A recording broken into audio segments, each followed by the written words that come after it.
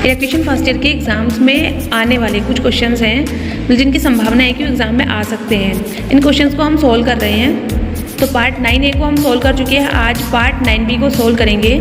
और आप सभी स्टूडेंट्स इन क्वेश्चंस की अच्छे से तैयारी कर लें। जो क्वेश्चन समझ ना आए या किसी क्वेश्चन में कोई डाउट हो तो उसे आप कमेंट बॉक्स में पूछ सकते हैं। आज स्टार्ट करते हैं पार्ट 9B को। इसका फर्स्ट क्वेश्चन है 181, which type of watt meter, किस प्रकार का वाट मीटर है। एक हमें डायग्राम दिखाया गया है, इसमें पूछा गया है किस प्रकार का वाट मीटर है। अब हम देख लेते हैं, एक वाट मीटर का डायग्राम है जिसमें कि हमें ये दो जो कॉइल दी गई हैं ये प्रेशर कॉइल हैं और ये जो नीचे दो कॉइल दिखाई गई हैं ये करंट कॉइल हैं। यदि पेयर में कनेक्ट हैं, मतलब दो एलिमेंट हमने यूज़ किए तो 2 एलिमेंट वाट मीटर इसको कहते हैं। यदि तीन ये एक साथ में 3 कनेक्ट होते, 3 प्रेशर कॉइल या 3 करंट कॉइल यहाँ दिखाई होती है तो हम उसे 3 एलिमेंट वाट मीटर कहते हैं। तो अभी हमें 2 प्रेशर कॉइल दिखाई गई है तो ये 2 एलिमेंट वाट मीटर है। साथ में हम देखते हैं कितने फेज़ का है, 3 फेज़ का दिखाया गया है। ठीक है, 3 फेज़ 2 एलिमेंट वाट मीटर है। एक बार हम ऑप्शन देख लेते हैं। जैसे फर्स्ट ऑप्शन दिया है 3 एलिमेंट 4 वायर वाट मीटर, ये तो बिल्कुल गलत है क्योंकि 3 एलिमेंट तो हमें दिखाया नहीं गया है, यहाँ 2 एलिमेंट वाट मीटर की बात की गई है तो ये ऑप्शन गलत है। बी ऑप्शन दिया है 2 element 3 phase watt meter, 2 element है और 3 फेज़ वाट मीटर है तो बी ऑप्शन एक सही आंसर होगा। है थर्ड ऑप्शन दिया है 3 एलिमेंट 3 फेज़ वाट मीटर, मतलब 3 एलिमेंट होंगे और 3 ही फेज़ होंगे। ऐसे वाट मीटर को हम 3 एलिमेंट 3 फेज़ वाट मीटर कहते हैं तो सी ऑप्शन भी गलत है। डी ऑप्शन दिया है 3 phase 2 element with CT and PT, मतलब 3 फेज़ वाट मीटर होगा, उसमें 2 एलिमेंट होंगे और साथ में करंट ट्रांसफॉर्मर और पोटेंशियल ट्रांसफॉर्मर का यूज़ किया गया होगा तो डी ऑप्शन भी एक गलत आंसर है। नेक्स्ट क्वेश्चन है 182 question, which type of instrument is use with air friction damping. वायु घर्षण अवमंदन के लिए किस प्रकार के उपकरण का प्रयोग किया जाता है।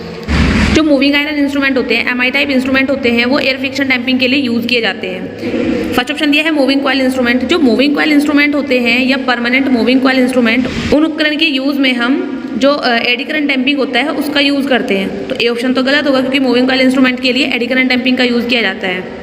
बी ऑप्शन दिया है मूविंग आयरन इंस्ट्रूमेंट, इसके लिए एयर फ्रिक्शन डैम्पिंग का यूज़ होता है तो बी ऑप्शन एक सही आंसर होगा। सी ऑप्शन दिया है इंडक्शन टाइप इंस्ट्रूमेंट। जो इंडक्शन टाइप इंस्ट्रूमेंट होते हैं उनमें फ्लूइड फ्रिक्शन डैम्पिंग के लिए यूज़ किए जाते हैं तो सी ऑप्शन भी गलत है। डी ऑप्शन दिया है dynamometer type instrument, D option भी एक गलत आंसर होगा। तो एयर फ्रिक्शन डैम्पिंग के लिए जो इंस्ट्रूमेंट यूज़ किया जाता है वो होता है moving iron instrument, B option एक सही आंसर है। नेक्स्ट क्वेश्चन है 183, which type of energy meter works with neutral connection. किस प्रकार का ऊर्जा मीटर है जो न्यूट्रल कनेक्शन के साथ काम करता है, जिसमें सिंगल एलिमेंट का यूज़ किया जाता है, मतलब एक प्रेशर कॉइल और एक करंट कॉइल का यूज़ करते हैं और सिंगल फेज होता है। ऐसा जो एनर्जी मीटर होता है उसमें न्यूट्रल कनेक्शन काम करता है तो ऑप्शन देख लेते हैं। सी ऑप्शन दिया है हमें सिंगल फेज सिंगल एलिमेंट तो सी ऑप्शन एक सही आंसर होगा। 184 question, what is the type of frequency meter. Frequency meter किस प्रकार का है। ये हमें एक डायग्राम दिखाया गया है, ये किस प्रकार का फ्रीक्वेंसी मीटर है। फ्रीक्वेंसी मीटर को कुछ टाइप्स में बनाया गया है, जैसे मैकेनिकल रेजोनेंस टाइप भी होता है, एक होता है हमारा इलेक्ट्रिकल रेजोनेंस टाइप, तीसरा प्रकार है उसका इलेक्ट्रोडायनेमिक टाइप। ऐसे ही फ्रीक्वेंसी मीटर जो होते हैं बहुत कई सारे टाइप के बताए गए हैं। इलेक्ट्रोडायनामोमीटर टाइप होता है, वेस्टर्न टाइप भी होता है, रेशोमीटर टाइप भी होता है और सैचुरेबल कोर टाइप भी होता है। ऐसे कुछ टाइप्स के फ्रीक्वेंसी मीटर है। एक टाइप्स हमें डायग्राम में दिखाया गया है और इसका प्रकार पूछ लिया है। तो ये जो हमें फ्रीक्वेंसी मीटर दिखाया गया है ये mechanical resonance type frequency meter है। इसमें कुछ पार्ट्स दिए गए हैं, ये जो पार्ट्स दिखाया गया है फ्लैग्स है, वैसे हम इसे रीड कहते हैं लेकिन जो इस पार्ट से जो ऊपर उठा हुआ भाग है इसे हम फ्लैग कहते हैं। झंडे के रूप में हमें ये दिखाई देते हैं, जैसे झंडा ऊपर की तरफ निकला हुआ होता है ऐसे ये रीड्स वाले पार्ट हमें ऊपर दिखाई देते हैं, इसको फ्लैग्स कहते हैं। और ये रीड्स, यहाँ से इस पार्ट्स को रीड्स बोला जाता है। ये जो इसमें पार्ट्स दिखाया गया है ये लैमिनेटेड मैग्नेट कोर है और ये है वाइंडिंग। तो ये जो हमें डायग्राम दिखाया गया है ये मैकेनिकल रेजोनेंस टाइप एक फ्रीक्वेंसी मीटर है। ऑप्शन देख लेते हैं। फर्स्ट ऑप्शन ये है वेस्टर्न टाइप, वेस्टर्न टाइप तो नहीं है। सेकंड ऑप्शन ये है रेशोमीटर टाइप। रेशोमीटर टाइप जो फ्रीक्वेंसी मीटर होता है वो कुछ इस तरह से दिखाई देता है, उसमें XY टाइप के 2 कॉइल्स होते हैं और वो एक दूसरे से 90 डिग्री पर ऐसे ऐड हुए होते हैं, ये होता है हमारा रेशोमीटर टाइप। तो ये तो नहीं है तो बी ऑप्शन भी गलत है। सी ऑप्शन दिया है इलेक्ट्रोडायनामिक टाइप तो सी ऑप्शन भी गलत है और डी ऑप्शन दिया है मैकेनिकल रेजोनेंस टाइप तो डी ऑप्शन एक सही आंसर होगा। ये जो डायग्राम दिखाया गया है mechanical resonance type frequency meter का है। नेक्स्ट क्वेश्चन है what is the unit of sensitivity in instrument. उपकरणों में संवेदनशीलता की इकाई क्या है। जो उपकरणों में संवेदनशीलता की इकाई होती है वो ओम पर वोल्ट में होती है तो बी ऑप्शन एक सही आंसर होगा। नेक्स्ट क्वेश्चन है why two straight holes are provided in the aluminium disc in energy meter. जो एनर्जी मीटर होता है उसकी एल्यूमिनियम डिस्क में 2 स्ट्रेट होल क्यों किए जाते हैं। हमने ये क्वेश्चन पहले लास्ट वीडियो में भी किया है कि यदि किसी एनर्जी मीटर में क्रीपिंग एरर है कि वो बिना करंट दिए भी उसकी जो डिस्क है, जो उसका पॉइंटर है वो मूव कर रहा है, तो वो क्रीपिंग एरर होती है। उसको रोकने के लिए एल्यूमिनियम डिस्क में, एनर्जी मीटर की एल्यूमिनियम डिस्क में 2 होल कर दिए जाते हैं। तो क्या कारण हुआ कि क्रीपिंग एरर को रोकने के लिए। ऑप्शन देख लेते हैं।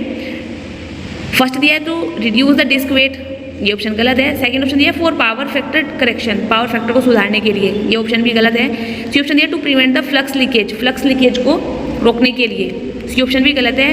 और डी ऑप्शन दिया to arrest the creeping error, creeping error को रोकने के लिए, क्रीपिंग एरर को बिल्कुल खत्म करने के लिए 2 स्ट्रेट होल किए जाते हैं एल्यूमिनियम डिस्क में। तो डी ऑप्शन एक सही आंसर होगा। नेक्स्ट क्वेश्चन है 187, what is the name of the instrument. इस यंत्र का नाम क्या है। हमें एक यंत्र दिखाया गया है और उसका नाम पूछा गया है। ऑप्शन से हम देख लेते हैं। जैसे फर्स्ट ऑप्शन दिया है एब्सोल्यूट इंस्ट्रूमेंट। अभी एब्सोल्यूट इंस्ट्रूमेंट होता क्या है। एब्सोल्यूट इंस्ट्रूमेंट इस टाइप के इंस्ट्रूमेंट होते हैं कि ये सिर्फ जो मापी जाने वाली संख्या है उसकी वैल्यू को सिर्फ या तो डिफ्लेक्ट करते हैं या फिर एक कांस्टेंट के रूप में हमें दर्शाते हैं। जैसे हमारा एक गैल्वेनोमीटर होता है। गैल्वेनोमीटर एब्सोल्यूट इंस्ट्रूमेंट का एक अच्छा उदाहरण है कि वो सिर्फ या तो डिफ्लेक्शन को दर्शाएगा कि कम या ज़्यादा हो रहा है, या फिर कांस्टेंट मान को दर्शाता है। जैसे गैल्वेनोमीटर जब एक बैलेंस कंडीशन में होता है तो वो उसका जो पॉइंटर होता है वो हमें वर्टिकल कंडीशन में, वर्टिकल पोजीशन में सीधे दिखाई देता है जब वो बैलेंस कंडीशन में होता है। तो एक एब्सोल्यूट इंस्ट्रूमेंट का एक उदाहरण है। तो एब्सोल्यूट इंस्ट्रूमेंट इस टाइप के होते हैं। और ये जो हमें डायग्राम दिखाया गया है ये एब्सोल्यूट इंस्ट्रूमेंट का ही डायग्राम है। तो ए ऑप्शन हमारा एक सही आंसर होगा। बाकी के ऑप्शन भी एक बार देख लेते हैं। जैसे बी ऑप्शन दिया है इंडिकेटिंग इंस्ट्रूमेंट। इंडिकेटिंग इंस्ट्रूमेंट मतलब सूचक यंत्र जो होते हैं वो इस टाइप के होते हैं कि वो हमें जिस मान को मापा गया है या जिस वैल्यू को मापा गया है उसे वो सिर्फ इंडिकेट मतलब सूचित करते हैं। जो भी मान आया है उस पर वो पॉइंटर फिक्स हो जाएगा और हमें मान को दर्शा देगा। वो सिर्फ इंडिकेट करते हैं। तो इस टाइप के इंस्ट्रूमेंट हमारे इंडिकेटिंग इंस्ट्रूमेंट होते हैं। सी ऑप्शन दिया है रिकॉर्डिंग इंस्ट्रूमेंट। रिकॉर्डिंग इंस्ट्रूमेंट वो इंस्ट्रूमेंट होते हैं जो रीडिंग लेने के साथ साथ उसको रिकॉर्ड भी करते हैं।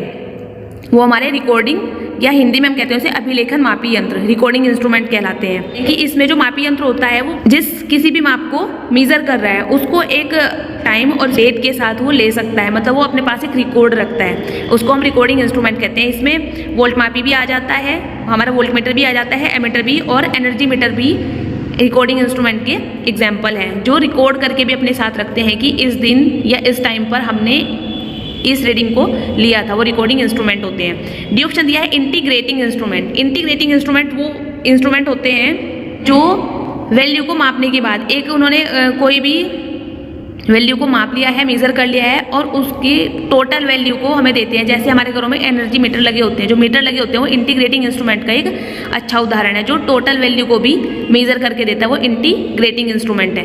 तो सारे इंस्ट्रूमेंट्स को हमने जान लिया। ये एब्सोल्यूट इंस्ट्रूमेंट का एक डायग्राम है जो जिसका उदाहरण है गैल्वेनोमीटर, जो हमें एक मान को डिफ्लेक्शन या कांस्टेंट के रूप में दर्शाता है।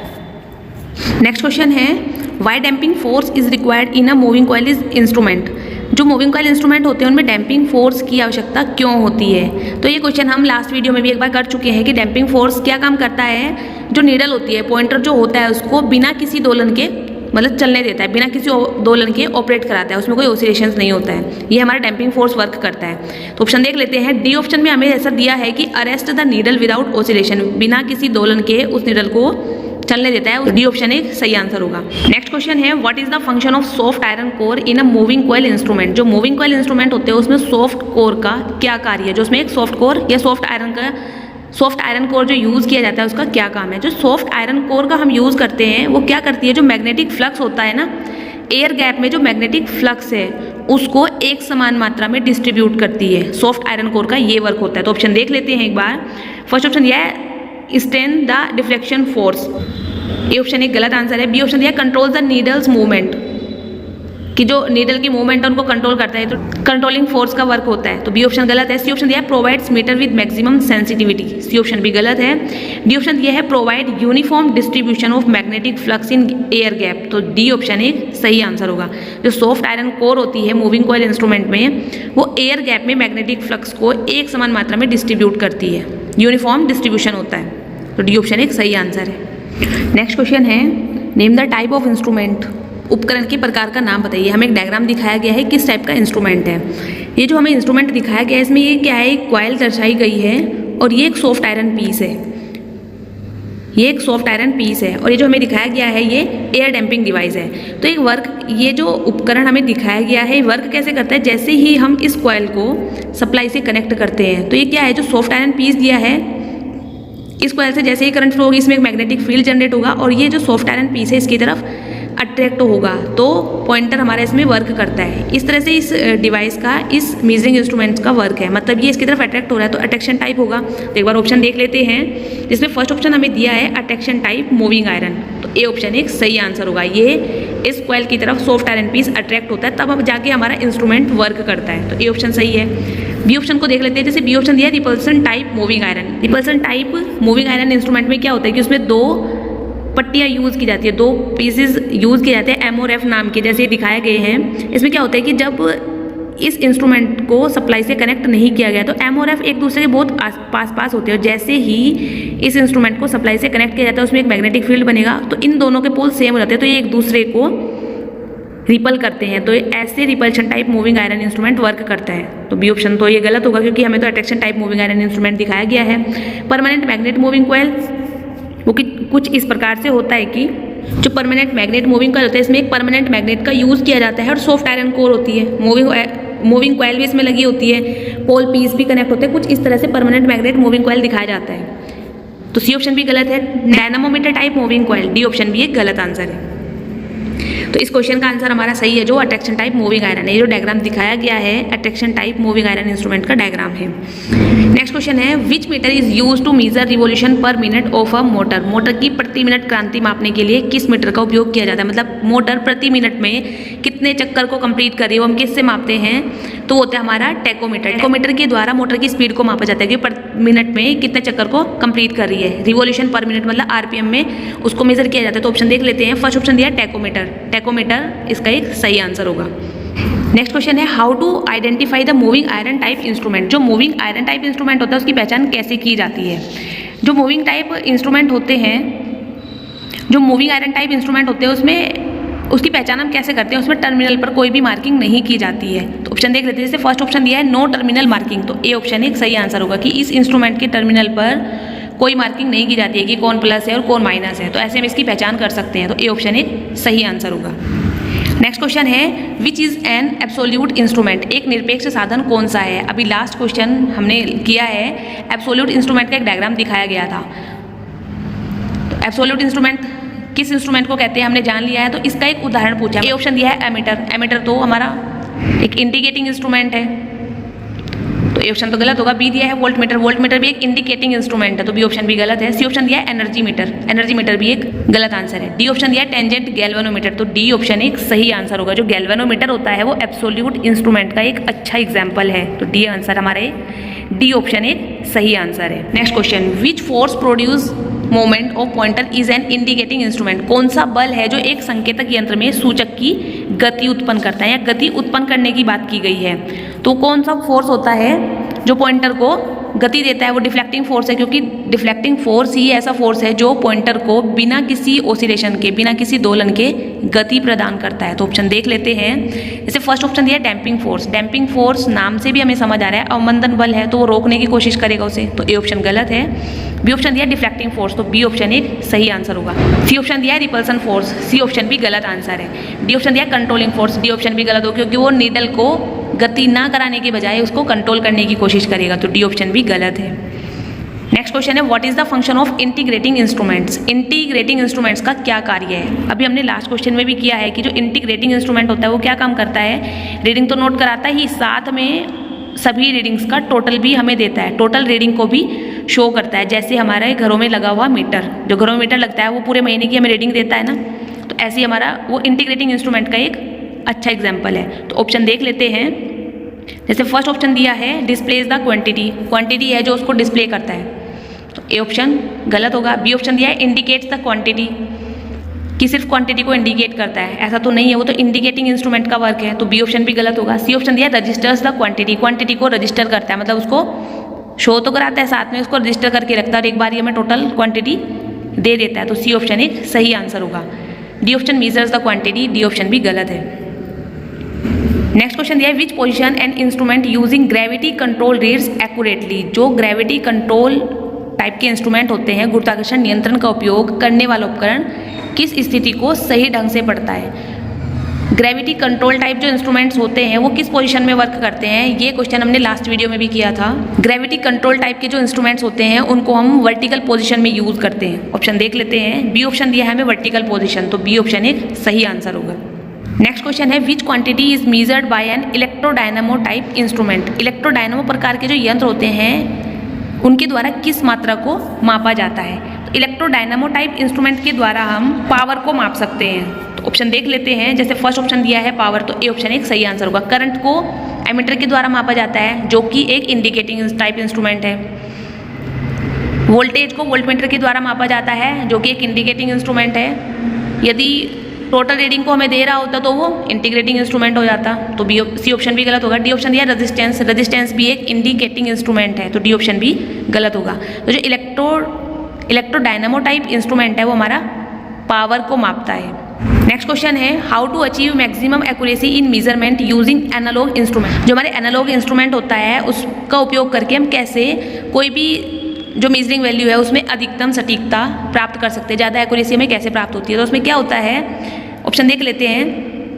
फर्स्ट दिया है कीप लो इनपुट इम्पीडेंस। जो इनपुट इम्पीडेंस होता है उसको कम रख के, नहीं, जो इनपुट इम्पीडेंस होता है उसको हाई करके हम ज़्यादा एक्यूरेसी प्राप्त कर सकते हैं। तो बी ऑप्शन एक सही आंसर होगा। बी ऑप्शन में दिया है keep high input impedance. Next question है calculate the value of shunt resistance required to measure 10 milli ampere with 1 mA meter. 1 milli ampere meter के साथ 10 मिली एम्पियर मापने के लिए आवश्यक शंट प्रतिरोध के मूल्य की गणना करें। हमें पता है जो शंट प्रतिरोध होता है उसका मान 1 या 1 ओम से कम होता है। तो ऑप्शन देख लेते हैं। जैसे फर्स्ट ऑप्शन दिया है 3 ओम, 3 ओम तो 1 ओम से ज़्यादा है, तो ए ऑप्शन तो गलत होगा।